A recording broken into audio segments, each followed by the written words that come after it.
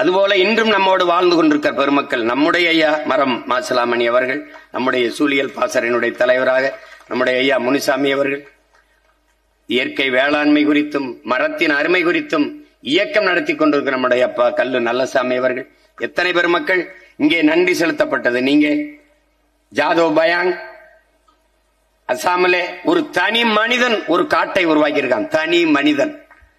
இதெல்லாம் உங்களால் நீங்க படிக்கணும். ஐயா நக்கீரன் அவர்கள் எழுதி எறும்பு எறும்பு என்ற நூல், 6 கால் மனிதர்கள் நூல், சின்ன புத்தகம், 10 பக்கம் 15 பக்கம், தாய் விஷயத்தை படிக்கணும். எடுத்த உடனேயே ஜாதவ் பயாங்க பற்றி தான் அவர் கட்டுரை எழுதியிருக்கிறார். இன்னும் நம்மோடு எண்ணற்ற பெருமக்கள் மரத்தை மரம் என்று கருதாது மானுடத்தின் உயிர் என்று கருதி நேசித்து வளர்த்துக் கொண்டிருக்கிற மக்கள் எத்தனை பேர், தம்பி பியூஷ் மணிஷ் போன்ற எத்தனை பெருமக்கள் இன்னும் நம்மோடு வாழ்ந்து கொண்டிருக்கிறார்கள். அதிலே என் அன்பு இளவல் செம்மைவனம் செந்தமிழன் அவர்கள்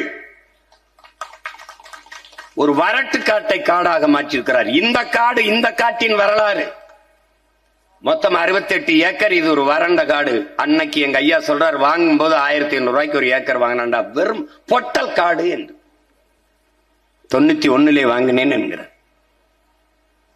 இப்போது எப்படிப்பட்ட வனமாக இருக்கிறது என்று பாருங்கள்.